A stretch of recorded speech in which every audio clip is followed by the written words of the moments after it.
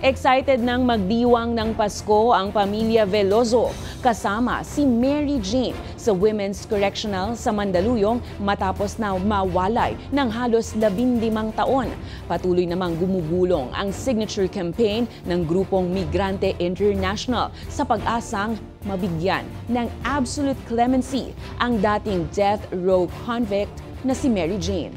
Ang balitang A to Z ni Kim Salinas.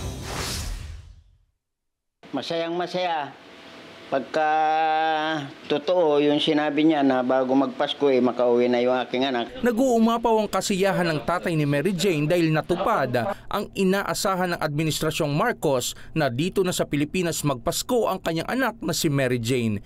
Iyon nga lang, hindi pa lubos na makakasama ni Mary Jane ang buong pamilya dahil itutuloy ang kanyang sentensya sa drug trafficking sa Correctional Institute for Women o CIW sa Mandaluyong. Bukas, araw ng Pasko, pupunta ang buong mag-anak ni Mary Jane sa CIW. Ang balak po namin, darating po kasi mga kapatid, anak, mga pamangkin niya, buong pamilya ko po.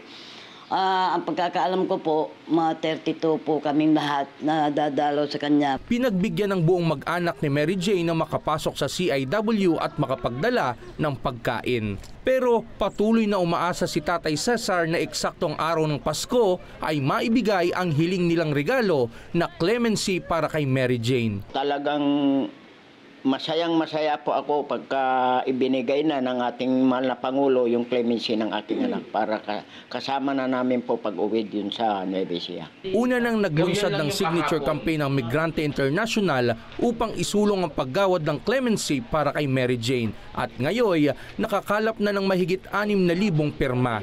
Ayon sa migrante, nais nilang ipakita sa Pangulo na maraming sumusuporta kay Veloso. Just like what we did noong 2015 na nagpa-petition signing din kami, umabot nga ng 500,000 signatures. So, yun yung sinubmit namin last time. Kaya nakatulong yun sa reprieve ni Mary Jane Veloso.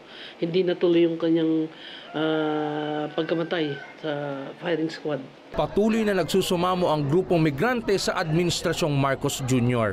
Maantig sana ang inyong puso para sana bigyan na ng full and absolute clemency si Mary Jane Veloso dahil kayo lang ang makakapagbigay nito na tuluyan ng makasama ni Mary Jane, ang kanyang pamilya, kahit pamasko niyo na po sa kanya. Umaasa ang grupong migrante na ngayong Kapaskuhan ay makakauwi na si Mary Jane ng tuluyan sa kanyang probinsya sa Nueva Ecija para lubos na makasama ang kanyang pamilya.